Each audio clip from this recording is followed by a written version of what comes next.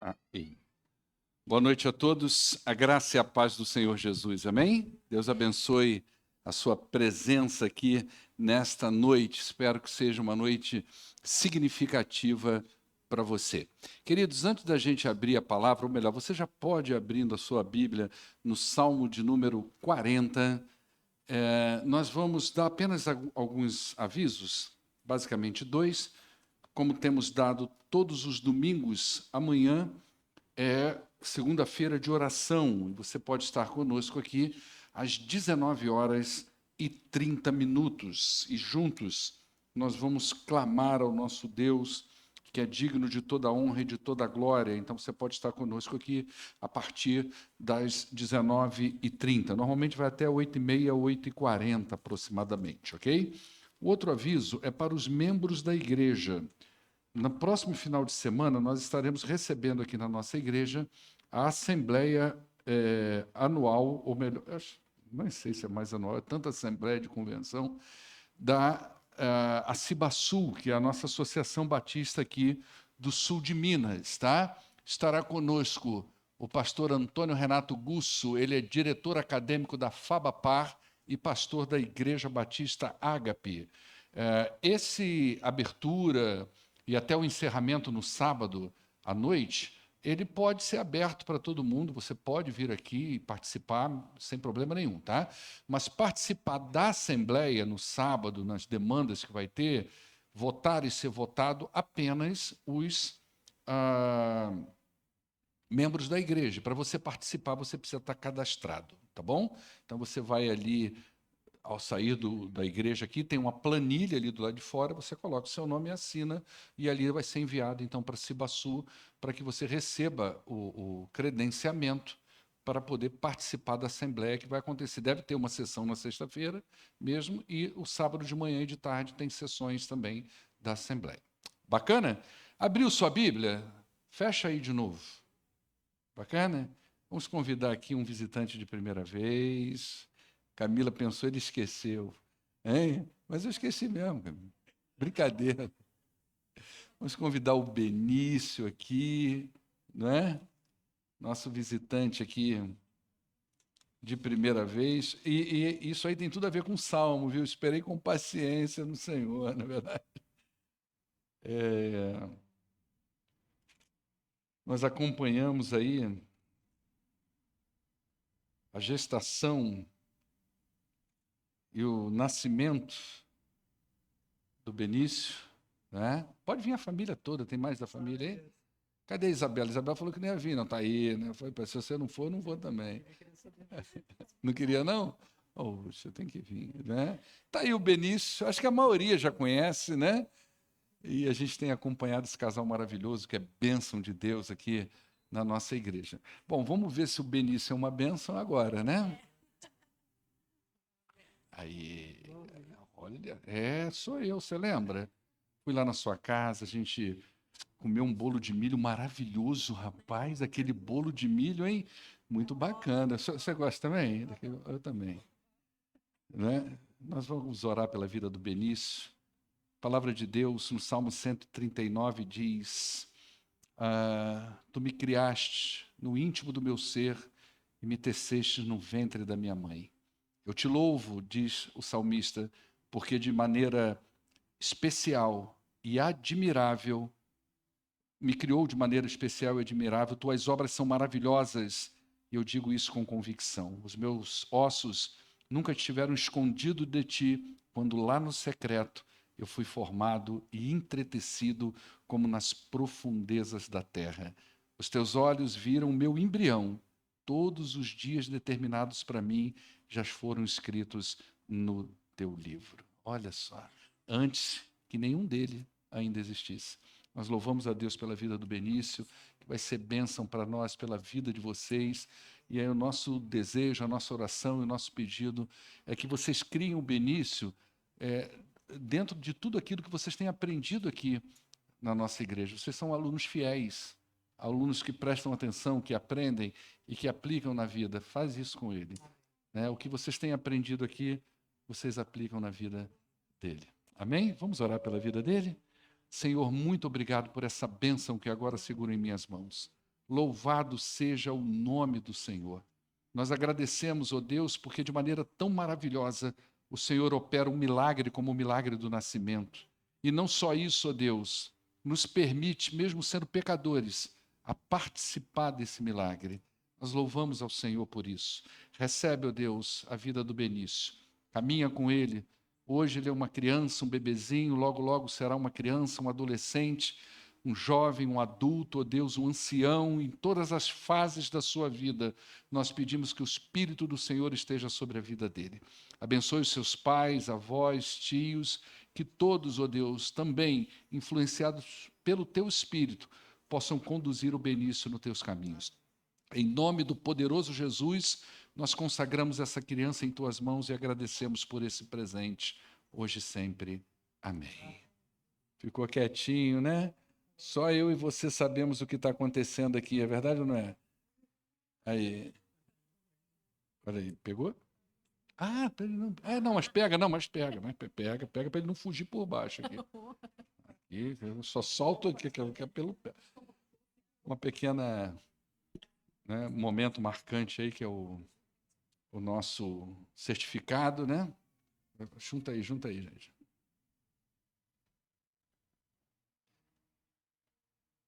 Maravilha? Muito obrigado, que Deus abençoe vocês. Cuidado com os fios aí, tá? Cuidado aí com os fios, tá bom? Deus abençoe, que é isso. Agora sim, o Salmo 40. Nossa, nós apresentamos um bocado de criança, hein, gente?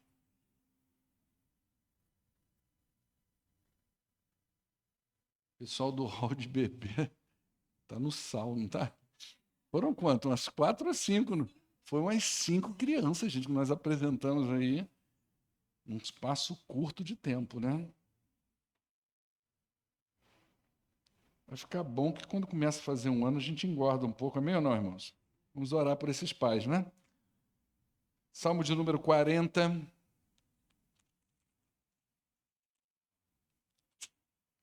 Salmo conhecidíssimo, nós vamos ler apenas os 5 primeiros versículos. A palavra de Deus diz assim: eu coloquei toda a minha esperança no Senhor. Ele se inclinou para mim e ouviu o meu grito de socorro. Ele me tirou de um poço de destruição, de um atoleiro de lama. Ele pôs os meus pés sobre uma rocha e me firmou num local seguro. Pôs um novo cântico na minha boca, um hino de louvor ao nosso Deus. Muitos verão isso e temerão, e confiarão no Senhor. Como é feliz o homem que põe no Senhor a sua confiança e não vai atrás dos orgulhosos, dos que se afastam para seguir deuses falsos. Senhor meu Deus, quantas maravilhas tens feito! Não se pode relatar os planos que preparastes para nós. Eu queria até proclamá-los, eu queria anunciá-los, mas eles são por demais numerosos. Amém? Vamos orar ao nosso Deus. Pai, muito obrigado por esta noite. Muito obrigado porque a tua palavra é um bálsamo ao nosso coração. Muito obrigado porque nela encontramos encorajamento, força, esperança para continuarmos a prosseguir nesta vida até o glorioso dia em que nos encontraremos com o Senhor. E como a tua palavra diz, ninguém mais poderá nos separar. Nós ansiamos pelo dia, ó Deus, que aquela palavra do teu filho Jesus, no Evangelho de João, no capítulo 14, se cumpra. O dia que ele voltará e nós estaremos com ele e nunca mais nos separaremos dele. Então, ó Deus, até lá nós passamos por vários momentos na vida. Momentos prazerosos, mas momentos também angustiantes. E em todos esses momentos, a tua palavra nos dá conforto, esperança e força para nós prosseguirmos. Por isso nós somos imensamente gratos ao Senhor. Em nome do poderoso Jesus Cristo. Amém. Certamente você já deve ter lido ou ouvido esse salmo, um salmo, nem que seja pelo menos o emblemático versículo 1, não é? Naquela tradução, que talvez seja a tradução da sua Bíblia, que diz assim: eu esperei com paciência no Senhor. Vocês devem ter brincado com muita gente aí, né? Eu jogando bola, quando a pessoa não tocava a bola para mim, né? Aquele futebol de crente, várias vezes eu falei assim, irmão, estou no Salmo 40 contigo, tá? A hora que você lembrar de mim, eu estou aqui esperando com paciência no Senhor. Os Salmos de Davi, e na semana passada nós também abrimos em um desses salmos, eles refletem de forma bem vívida as experiências que o salmista teve com Deus, principalmente aqueles salmos que foram escritos depois que ele confessou o seu pecado de adultério e assassinato. Então você vê um material riquíssimo na palavra de Deus, um material que expressa como que esse salmista pecador confesso, pecador admitido, depois da sua confissão, como que ele se relaciona, como ele fala do amor, da benignidade, da longanimidade, da misericórdia do Senhor. Os Salmos de Davi, então, trazem isso de uma forma muito clara para nós. Momentos de alívio depois que confessou o seu pecado ali de adultério, o pecado do crime que ele cometeu contra o marido de Betseba. A confissão, na verdade, ela traz alívio. Ela nos livra do peso da culpa. E esse salmista, ele viveu muito isso. Nós nos sentimos muito mais aliviados com Deus e com as pessoas quando nós confessamos os nossos pecados. Na confissão, nós experimentamos perdão, nós experimentamos a purificação e a graça do nosso Deus. Sem confissão, não tem perdão.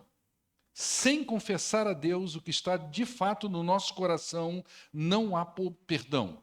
Até porque sem confissão não há reconhecimento de pecado. Nós precisamos dizer para Deus de fato o que está no nosso coração. Quando nós confessamos a Deus os nossos pecados, nós estamos dizendo para Ele que nós nos identificamos como transgressor.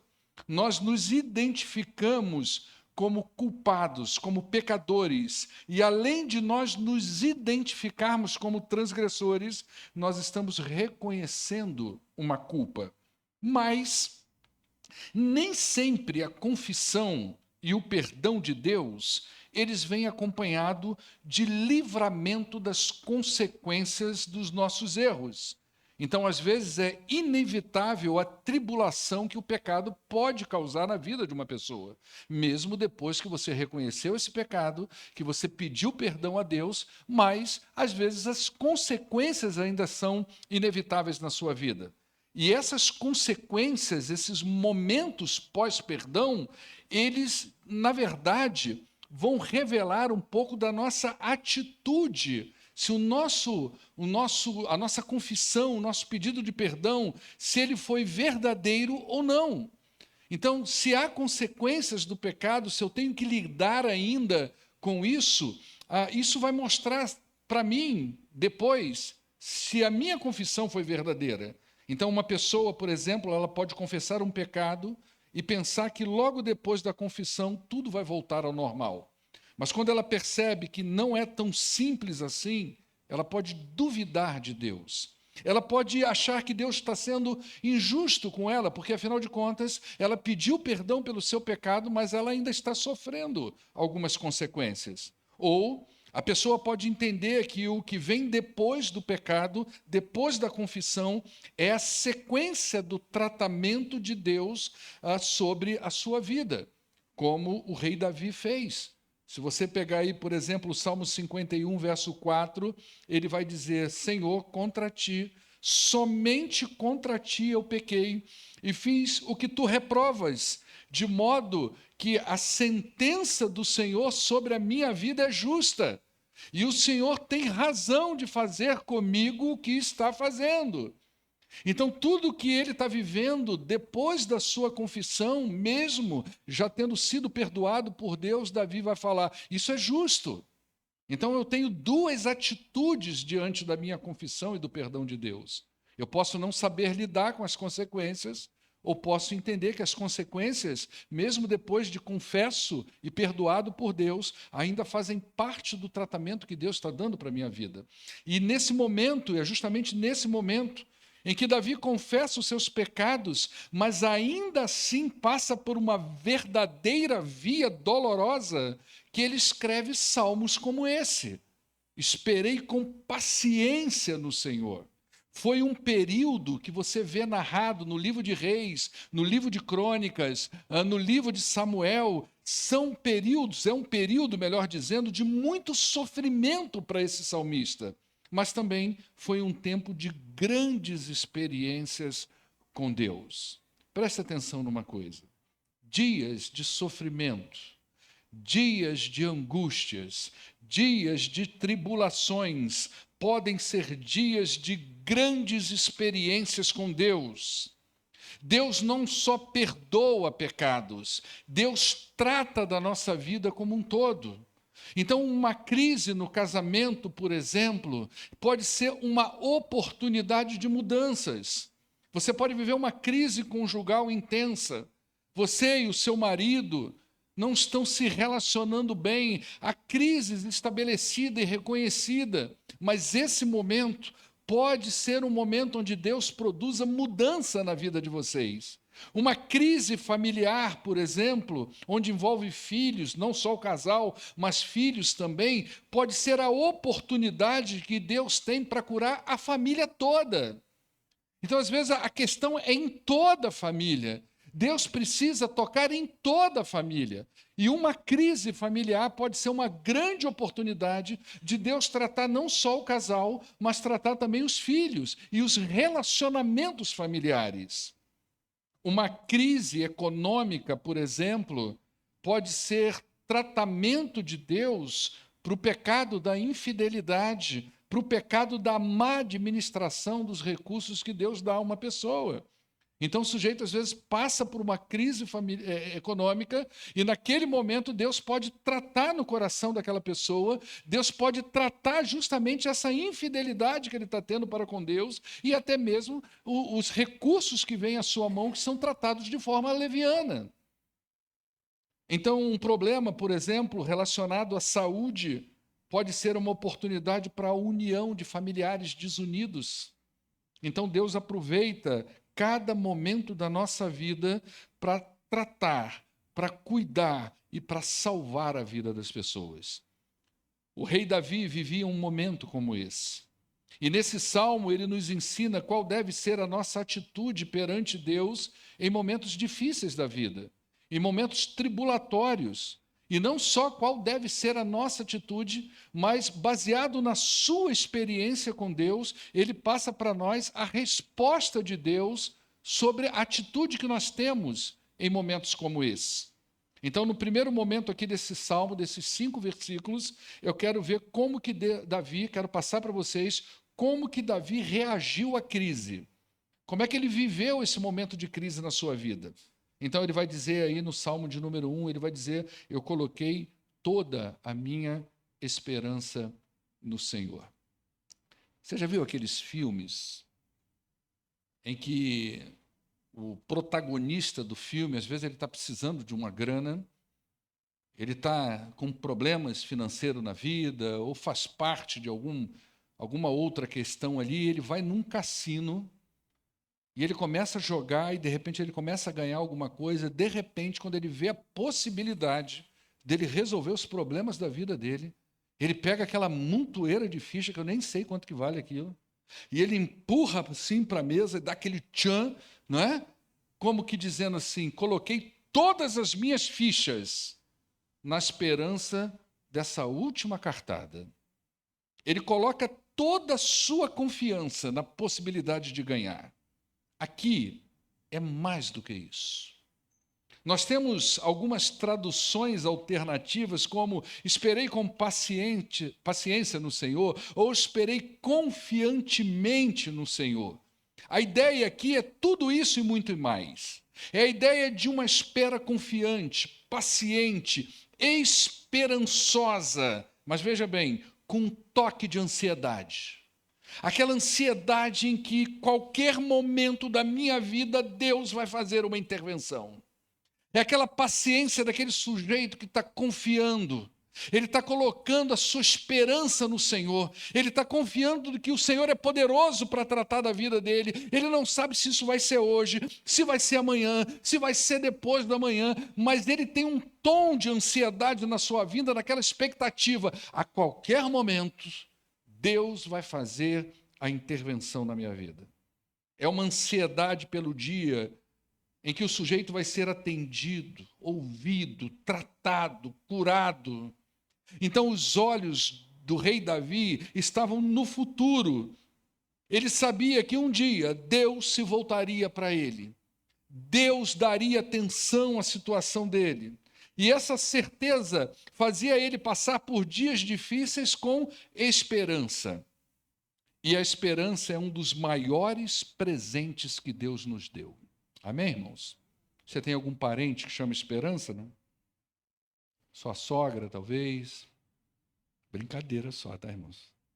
Eu amo a minha sogra é abençoada. A sua também, irmão? Amém, irmã? Sua sogra é abençoada, amém ou não? Minha sogra é uma benção. Nunca foi lá em casa. É uma sogra maravilhosa. É por isso que eu amo. Brincadeira, minha esposa não está aqui hoje, né? Mas depois ela vê a gravação, né? Minha sogra realmente é uma benção. A esperança é um dos grandes presentes que Deus nos deu. Ainda que a tormenta não me deixe nessa vida, nós temos esperança de que um dia Deus limpará dos nossos olhos toda lágrima. Nós confiamos na promessa de Jesus, de que um dia Ele virá nos buscar e que nós viveremos com Ele para sempre. Essa esperança que o crente tem. A esperança ela é tão interessante, a esperança verdadeira, a esperança na pessoa certa, a esperança bíblica e em Jesus Cristo, porque nós podemos passar até situações que para nós são insolúveis. Mas nós temos aquela esperança, e isso um dia vai passar. E eu estarei com Ele eternamente, num lugar onde a glória de Deus é presente na vida da gente, onde nós vamos desfrutar da doce presença do Senhor Jesus, um lugar indizível para nós, que a nossa mente não consegue captar aquilo, porque não faz parte da nossa realidade. Nós, pecadores, não conseguimos formular a ideia desse lugar, mas é o lugar que Deus tem prometido para aqueles que o amam. Mas a confiança de Davi não estava em qualquer coisa ou em qualquer pessoa. Ele não estava confiando na sua realeza, ele não estava confiando nos seus recursos, na sua capacidade de lidar com dificuldades, ele não estava confiando em ídolos. Ele faz questão de deixar claro em quem ele depositou a sua confiança, a sua esperança, quem que ele espera confiantemente que um dia fará intervenção na sua vida, por quem que ele esperou com paciência. E ele vai dizer, foi no Senhor. O Jeová, essa é a palavra que ele usa. Costura todo o salmo a palavra Jeová. Davi quer deixar claro, ele usa o nome impronunciável de Deus, inconfundível. Então, quando ele usa esse termo, ele quer que todo mundo que leia esse salmo, que cante esse salmo, que pregue sobre esse salmo, que fale sobre esse salmo, que Davi confiou no único e verdadeiro Deus, aquele que existe. Então, no verso 5, ele vai dizer que Jeová é o seu Elohim. É como se ele dissesse assim, Senhor meu Deus, está aí, quantas maravilhas tem feito, verso 5, não se pode relatar os planos que preparastes para nós, eu queria proclamá-los e anunciá-los, mas eles são demais numerosos. Senhor meu Deus, parece uma redundância, parece uma coisa estranha, uma colocação estranha, mas ele está dizendo, o Senhor, o único e verdadeiro Deus, essa é a minha divindade, é nele que eu confio. É nele que eu ponho a minha confiança. Eu não ponho a minha confiança nos meus recursos, eu não ponho na minha capacidade de resolver conflito, eu não ponho em nada a não ser no Senhor, aquele que existe, o único verdadeiro Deus. Esse é o meu Deus, essa é a minha divindade. Deixa eu fazer uma pergunta para você. Qual é a sua divindade? Quem é de fato o seu Deus? Em quem você tem colocado a sua confiança? Quem é o seu Senhor? Quem é que dirige a sua vida? É o seu trabalho? Você vive para isso? É a coisa mais valiosa que você tem? Todas as outras coisas na sua vida que você vai fazer, você precisa pedir autorização ao seu trabalho. Você vive para ele, você gasta todas as suas energias nele. É ele quem dirige a sua vida. É ele quem define quem você é. Não, é a sua família, talvez. Você colocou a família naquele jargão que, em primeiro lugar, vem a família. Então, a sua família é onde você concentra a maior parte da sua energia, ou são os seus recursos, ou é o seu bem-estar, o seu lazer, ou, melhor, quem é o seu Deus? Quem é que dirige a sua vida? Jesus disse que onde estiver o nosso tesouro, ali estará o nosso coração. As pessoas confiam e têm esperança no que tem mais valor. E a pergunta é: qual é o valor que o Senhor tem na sua vida? Qual é o valor que Ele tem para você? Se Ele for suficiente, você vai colocar nele toda a sua esperança. Se Ele tem realmente valor para você, se Ele tem um peso na sua vida, nele estará o seu coração, porque Ele é o seu tesouro. Então, quem é o teu Deus? E qual é o valor que o Senhor tem para a sua vida? O rei Davi, já na abertura desse salmo, ele diz: eu esperei com paciência, mas essa paciência foi colocada na pessoa certa, naquele que existe, o único Deus. Ele é a minha divindade. Segunda atitude de Davi está na parte B do verso 1. Ele diz, ou melhor, desculpa, primeiro a atitude de Davi, não é, para com Deus. Agora, a atitude de Deus para com Davi, no capítulo 1, na parte B. Davi vai dizer: ele se inclinou para mim, ele ouviu o meu grito de socorro. Imagine a seguinte cena: você está no meio de uma multidão de pessoas, muita gente, e uma autoridade muito poderosa e muito famosa começa a passar naquele lugar. Todo mundo sabe que ela vai ali. Ela reúne muita gente. Todo mundo sabe, então está aquela multidão de pessoas esperando aquela pessoa. De repente, aquela pessoa para e, para sua surpresa, ela olha para você. Você chama o nome dela e, para sua surpresa, ela para e dá atenção a você. Ela volta o olhar para você. Você sabe que aquela autoridade está fito em você. Toda a atenção daquela pessoa está voltada para você naquele momento. Toda a atenção está focada em você. Esse é o retrato desse salmo. Deus, aqui nós podemos ver duas atitudes de Deus relatadas por Davi. Primeiro, ele se inclinou. Deus se inclinou para Davi. Essa é uma atitude que um servo não espera de um rei. E Davi é rei. Ele sabia como são essas coisas. E como rei, ele reconheceu uma atitude muito significativa. O único Deus, o eterno, aquele que existe, diz Davi, ele se voltou para mim. Esse Deus se voltou para Davi, ele se esticou, ele se debruçou na direção de Davi, como alguém que diz: meu filho, eu estou aqui. Você colocou toda a paciência em mim. Você esperou confiantemente, você está ansioso por uma intervenção. Agora chegou esse dia. Eu estou aqui. E é impossível nós não lembrarmos do Salmo 145, verso 18, que foi tema da nossa mensagem domingo passado. O Senhor está perto de todos aqueles que o invocam e de todos aqueles que o invocam com sinceridade. Então Davi, de certa forma, estava invocando o nome do Senhor. E ele diz que o Senhor então se debruça, se estica para ele. Essa é a ideia do se inclinou para mim. O Senhor, ele colocou a sua atenção na minha pessoa, como alguém que eu não tenho dúvida de que ele está ali olhando para mim, esperando o que eu vou dizer. E esse texto também me faz lembrar de outro que eu já citei aqui diversas vezes, do próprio rei Davi, quando ele diz que um coração quebrantado e contrito, Deus não despreza. E naquele momento da história de Davi, era assim que estava o coração dele, doído, quebrado, contrito. E ele clama ao Senhor com sinceridade, com o coração quebrantado, e Deus volta a sua atenção para ele. Então, essa foi uma das atitudes que Deus teve, se inclinou para Davi. Depois ele vai dizer, mas ele também me ouviu. É uma outra atitude de Deus, foi ouvir com atenção. Ele ouviu com apreço o clamor do rei Davi. Então esse texto também me lembra o momento em que Deus recrutou Moisés, e lá naquele encontro com Moisés, ele disse, Moisés, eu tenho ouvido o clamor do meu povo. Você sabe quantos anos o povo de Israel viveu no Egito como prisioneiro? Cerca de 430 anos. Que aquelas pessoas, talvez em muitos momentos da sua história, devem ter pensado assim, será que Deus está me ouvindo? Será que realmente Deus está aí dando atenção para o seu povo?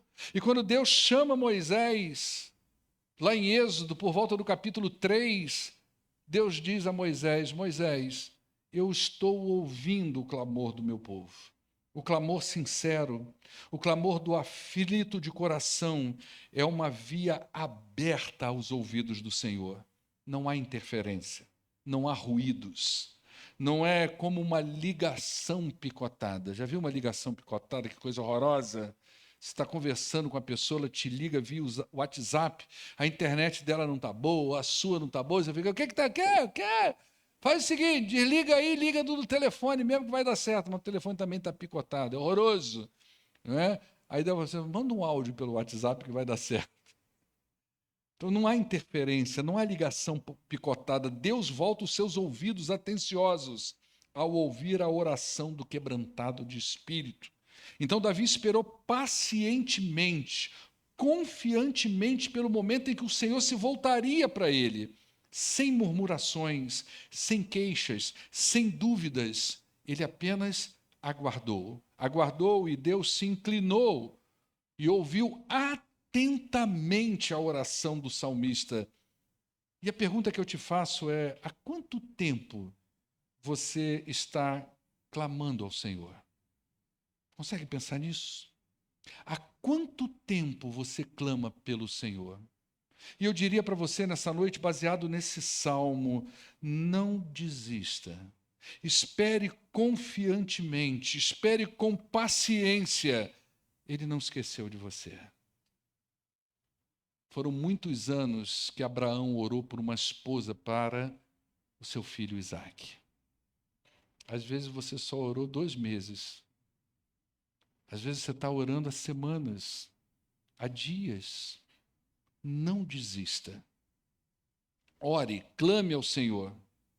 Seu clamor é sincero? É produto de um coração quebrantado?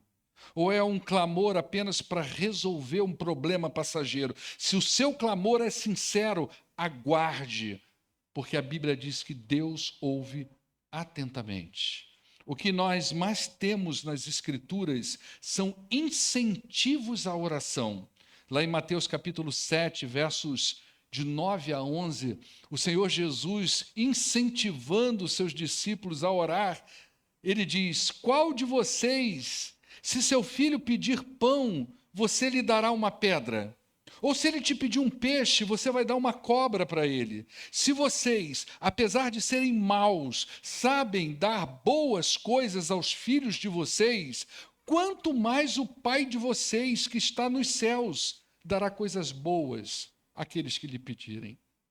Então clama ao Senhor, porque Deus, ele está atento, com seus ouvidos abertos, com seu coração aberto ao quebrantado de coração, aquele que espera pacientemente, sem murmuração, sem queixa, apenas confiando que um dia, no momento certo, na hora certa, Deus vai fazer a intervenção na sua vida. E aí, dos versos 1 a 3, agora nós temos o que Deus então faz pela vida do salmista. A situação do salmista é bem intensa. E ele usa, então, imagem significativa para que as pessoas pudessem entender o que ele estava passando. Então, ele vai dizer assim, olha, Deus fez o seguinte comigo. Ele me tirou de um poço de destruição, de um atoleiro de lama. Você consegue imaginar esse lugar? Naquela época, era comum você ter prisões que eram feitas em poços. Então pegava-se o prisioneiro, jogava ele nesses lugares, que normalmente eram lugares abandonados, eles não produziam mais água para o consumo, o que havia lá no fundo desses poços era um fedor, era lama, era resto de animais mortos, ratos. Então era um lugar realmente ruim, horrível. Então você imagina um poço fedendo com um lamaçal, e Davi está dizendo: olha, Deus me tirou desse lugar. O profeta Jeremias foi jogado num poço desse.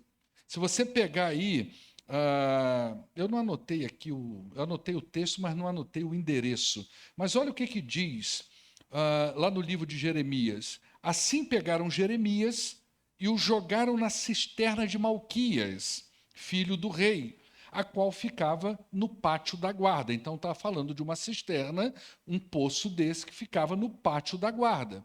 Baixaram Jeremias por meio de cordas dentro dessa cisterna. Não havia água na cisterna, mas somente lama, e Jeremias afundou na lama. Então era um poço que não dava mais água potável. Então o que eles faziam? Aquele sujeito que estava perturbando, eles pegavam esse sujeito e jogavam dentro desse poço. Então, a ideia de um lamaçal, a ideia de um poço de destruição, é uma figura comum para as pessoas daquela época. Quem está lendo isso aqui naquela época está entendendo a dimensão da angústia desse homem.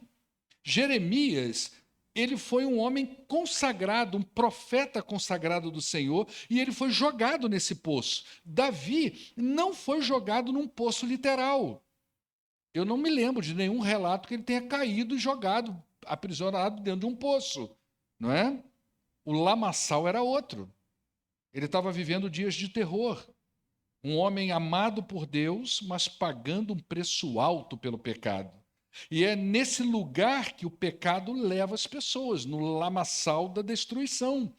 Lugares escuros, lugares de dor, lugares de sofrimento.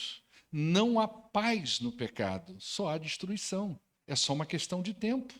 No início, tudo parece estar dando certo, até o dia que a conta chega. E quando a conta do pecado chega, ela traz consigo angústia, dor, sofrimento e destruição. E Davi agora está relatando sobre a conta do pecado. Eu estava num poço de destruição. Eu estava num lamaçal horrível e fedorento. Deixa eu te fazer uma pergunta. Presta atenção. Com sinceridade no seu coração. Você não vai precisar dizer isso, mas pensa nisso. Qual que é o seu atoleiro? Qual que é o poço? O que está te sujando? Que poço de pecado você se encontra? Eu vou ser direto. É imoralidade sexual? É isso? Isso pega você? Isso coloca sujeira na sua vida? Isso faz o cheiro do pecado ser exalado do seu corpo? É a murmuração? Você fala mal, só reclama, mas nada. Sua boca não é usada para glorificar ao Senhor, mas para murmurar das coisas. Você é um poliqueixoso. Ou é idolatria? Tem ídolos na sua vida? Tem coisas que você adora mais do que o seu Deus? É a cobiça? É tantos outros pecados relatados na Bíblia, é a omissão. Você sabe o que precisa ser feito, você sabe o que deve fazer, mas você não faz. Você é omisso. E isso coloca você nesse poço de destruição. É nesse lugar que Davi estava. No lamaçal, no poço de pecado, um homem levantado por Deus, um homem amado pelo Senhor, como talvez seja você, homem ou mulher, ou jovem, ou adolescente que está aqui nesta noite, amado pelo Senhor, mas o pecado enraizado no coração, na mente, nas ações. Era assim que Davi se encontrava. Mas a boa notícia é que em Deus nós temos redenção. Cristo é o nosso libertador. Cristo é o nosso resgatador. É Ele que nos tira desse poço de destruição. Ele foi enviado para nos tirar desse atoleiro. Ele fez isso com o salmista e está disposto a fazer isso com você aqui nessa noite. Mas como ele, você precisa confessar pecado, irmão ou irmã. Precisa abrir o coração. Pecado que não é confessado não é perdoado. Depois ele vai dizer: o Senhor pôs os meus pés sobre uma rocha. Ele me firmou num lugar seguro. Consegue entender a transição da cena? Ora, eu estou num poço, num lamaçal. Ó, gente, pessoal raiz aí, quem viu Rambo 2, hein? Lá, lembra quando ele está amarrado no poço, naquele lamaçal fedorento, que o cara raspa com uma faca, uma lesma no corpo dele, coisa horrorosa aquilo, né? Mas era esses filmes que a gente via na adolescência, né? E agora o cara está dizendo que está num lugar firme, não é uma areia movediça, não é um poço. Ele estava numa lama que puxava ele para baixo. Agora ele diz que os seus pés estão firmados numa rocha. É uma mudança radical que ele está dizendo. Agora ele tem segurança, ele tem firmeza. Essa é a ideia. A ideia é que no poço eu não tinha segurança e nem firmeza. Agora eu estou num lugar que tem segurança e firmeza. Os passos do salmista foram reconduzidos. Ele estava atolado no lamaçal do pecado e nas consequências do seu pecado. Agora ele está limpo e num lugar seguro. A rocha que nos garante essa segurança é Cristo. É em Cristo que os nossos passos são firmados. Nele não há risco da gente afundar. Em Cristo nós temos segurança eterna. Por isso que nós olhamos para a cruz. Todo o Antigo Testamento apontam para a cruz, para a rocha que é Jesus Cristo. Então, quando ele nos salva, ele nos tira do atoleiro do pecado, ele nos purifica a alma e nos coloca em um lugar seguro, numa rocha, que é o seu Filho Jesus. Aqui nós nos tornamos inabaláveis. Então ele vai dizer: eu estava num lugar, num atoleiro, agora eu estou num lugar seguro. Olha o que Deus faz da vida dele, não é? Deus ainda fez mais por ele. Ele vai dizer: ele pôs um cântico novo na minha boca, um hino de louvor ao nosso Deus. Que coisa maravilhosa, não é? No fundo do poço, esse homem clamava por angústia. Ele clamava de dor, ele clamava de sofrimento. Da sua boca saíam gemidos, clamores angustiantes. Se você lê os Salmos de Davi, ele vai falar de podridão nos ossos. Ele vai falar que a sua vida estava como um caco. Ele vai falar que ele estava definhando em gemidos. Em outros salmos, você vai ver isso. Que são salmos que estão ancorados, possivelmente, em momentos como perseguição do rei Saul sobre a sua vida antes do pecado com Betseba, ou pós-pecado com Betseba, quando ele fugia do seu filho Absalão, que ele teve que andar por vários lugares, em várias perseguições, mas em todos esses lugares ele está dizendo: eu clamava, eu gemia, era como um poço de destruição, não é? Então, agora, dos seus lábios fluem louvores de gratidão ao Senhor. E Deus fez isso para a sua glória. Outras pessoas, ao longo dos milhares e milhares de anos depois, cantariam, recitariam, pregariam esse salmo e saberiam que Jeová, o único Deus, aquele que existe, fez o que ele fez pelo seu servo Davi. Então, até hoje, nós usamos essas experiências para dizer para você: o mesmo Deus que atuou na vida de Davi, que tirou ele dessa angústia, pode fazer isso na sua vida. Por isso que o Salmo vai dizer: muitos verão isso, temerão o Senhor e confiarão nesse Deus. Essa é a ideia da palavra de Deus, levar você a confiar pacientemente no Senhor, porque assim como ele fez com seu servo Davi, ele também se inclina para você se o seu clamor for sincero e também abre os ouvidos à sua angústia. E da mesma forma, ele te tira do atoleiro de pecado, ele limpa e purifica a sua vida e te coloca num lugar seguro, numa rocha inabalável chamada Jesus Cristo. Amém? Como é que a gente fecha esse salmo? E eu quero fechar justamente com ele mesmo, tá? O salmista fecha essa sessão do salmo com duas afirmações. A primeira delas, ele vai dizer assim: como é feliz o homem que põe a sua confiança no Senhor. Ele não vai atrás dos orgulhosos e daqueles que se afastam para seguir outros deuses.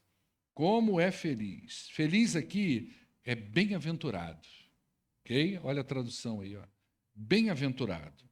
E bem-aventurado não é o sujeito que tem momentos felizes porque ele conseguiu resolver alguma coisa, ou porque ele ganhou alguma coisa, uma alegria pela conquista. Não é isso. Esse não é o bem-aventurado, esse é o alegre. O sujeito está feliz porque arrumou um emprego. O sujeito está alegre por quê? Porque aconteceu uma coisa boa na sua vida. Mas o bem-aventurado é o sujeito pleno em Cristo Jesus. Ele tem a sua satisfação na suficiência de Cristo na vida dele. Então ele desfruta das bênçãos eternas de Deus. É uma alegria diferente. Ele colocou toda a sua confiança em Deus. Ele não segue ídolos, ele não segue pessoas, ele está pleno em Deus. Ele tem todos os recursos para a sua vida em Cristo Jesus. Ele passa por momentos difíceis, ele passa por momentos angustiosos, mas ele sabe lidar com isso, porque a sua plenitude está em Cristo. Ele tem todos os recursos. Ele é um bem-aventurado. Então, ele está dizendo como é feliz, como é bem-aventurado, como é pleno, como é satisfeito o sujeito que coloca a sua confiança em Deus. Então, os ventos podem bater na sua casa, a tempestade pode entrar na sua casa, mas ele está firme na rocha. Ele está edificado. Nada abala essa pessoa. Ele é um bem-aventurado. Depois ele diz: Senhor meu Deus, quantas maravilhas tem feito. Não dá para relatar nem os planos que o Senhor preparou para nós. Não tem como eu dizer isso. E realmente, quando você lê a Bíblia, você vê que aquilo que Deus preparou para nós é indizível. E ele vai dizer: eu queria proclamá-los e anunciá-los, mas eles são muito numerosos. É muita coisa. Ele reconhece que Deus fez muita coisa por ele, mas que tem muita coisa que ele não pode compreender. Ele até deseja falar para as pessoas sobre isso. É natural quando você recebe algo, uma benevolência tão grande, você querer contar para as pessoas, mas ele sabe que tudo o que ele falar sobre o Senhor nunca chegará a dizer tudo sobre quem o Senhor é. Na glória, talvez fiquemos deslumbrados com o nosso Deus. Certamente ficaremos, mas aqui a gente só tem lampejos disso. Muita coisa está reservada para aqueles que esperam com paciência e confiantemente no único Deus, o Senhor, o Deus, aquele que existe. Amém? Coloque a sua confiança no Senhor. Quero encorajar você a isso. A sair daqui hoje eu vou colocar a minha confiança no Senhor. Eu tenho murmurado diante da tribulação, eu tenho duvidado do Senhor, eu sou uma pessoa que me queixo de tudo, eu sou uma pessoa que estou vivendo no lamaçal do pecado, mas hoje eu quero me livrar dessas coisas todas. E eu quero colocar a minha vida e esperar pacientemente o dia que o Senhor vai fazer a intervenção na minha vida. Coloca a sua vida hoje diante do teu Deus. Amém? Vamos ficar de pé.